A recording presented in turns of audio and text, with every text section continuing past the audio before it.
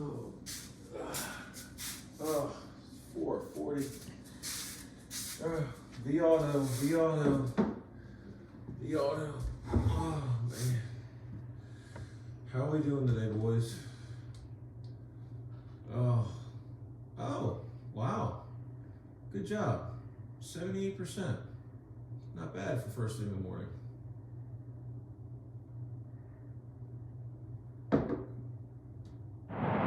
All right, but in all seriousness, what I do first thing in the morning is get on, log into vAuto, jump right into the mix, which is going to be looking at my bronze issue cars, as I call them, which are the ones that are priced too high. Fortunately, at Lexus, right now as we speak, we only have 6 of those. So I'll click on that 6, see exactly where we sit. And right now, the oldest one is a 55-day-old RX 350.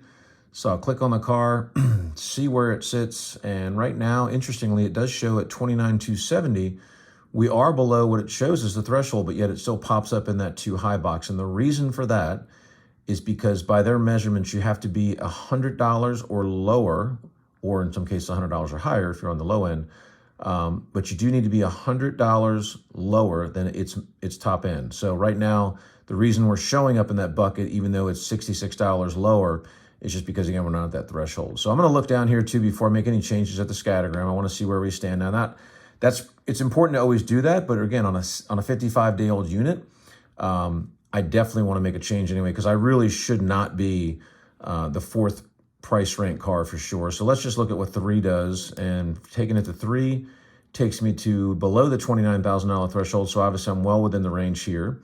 If I take this on any time I make a price change, just for my role as a platform manager, just so anyone in my 3 stores will know, if I've done the change, it's pretty simple. They don't have to look at the price history. They'll just know based on the number that I give it, because I always give it a 70 as my ending 2 numbers. So in this case, I'll do 28,770.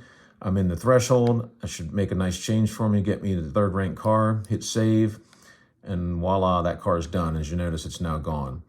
Jumping into the next one, it'll be the same type strategy. Look at the car. Where do I sit in that scattergram? I'm a little bit above, but I'm well below where the cross is. But I'll go back up. Right now, again, it's a whopping, $32 above. So real easy to make this change. Again, I'll take a look at what the 2 rank does. If it goes too low, which in this case it really did, that's a huge drop off. I can bring it back up to 3 and make just a quick manual entry. So if I want to say 39, and you want to do that $300 threshold below what it previously was. But in this case, I'm going to go 39,570. And as I said before, I make the 70 ending number just so Chris would know I made that change. Hit save. It's well within the reasons and their guidelines to be, again, a car that's priced appropriately now. So that's it. Those are 2 cars, real easy. If I go back out, I can finish those in a matter of minutes.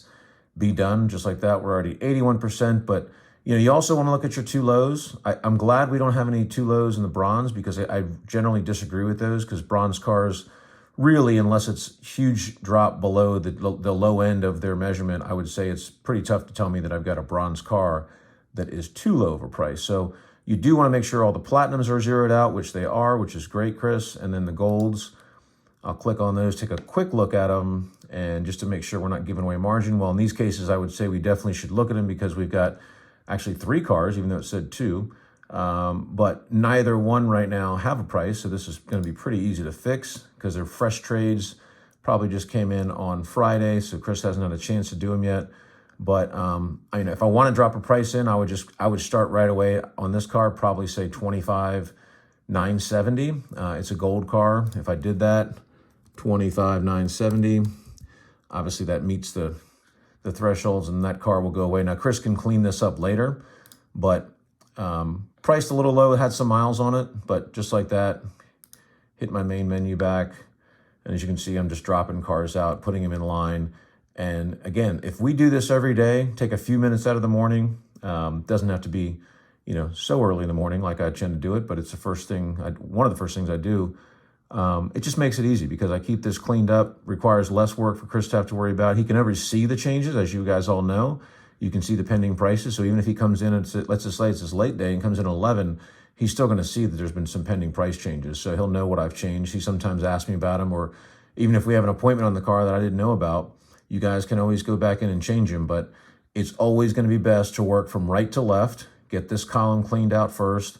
Then if you've got the, again, some platinums and gold, I highly recommend doing those. Maybe the silvers and bronze can look at some, look at the suggestions, but again, not too critical. And then always, again, any cars that have no scores, those can tend to be cars that either are way outside mileage thresholds or older cars. And just as I just said, these are older cars. You really can't tend to get any type of recommendations on those. So we won't get those cleaned up, but that's okay. Just know that they're there.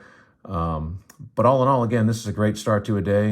Even though I've just made 2 adjustments, 82% is a pretty good starting number. But after I clean these 5 up and probably get these 2 out, we'll be over 90%. And that's a great way to look at the pricing buckets.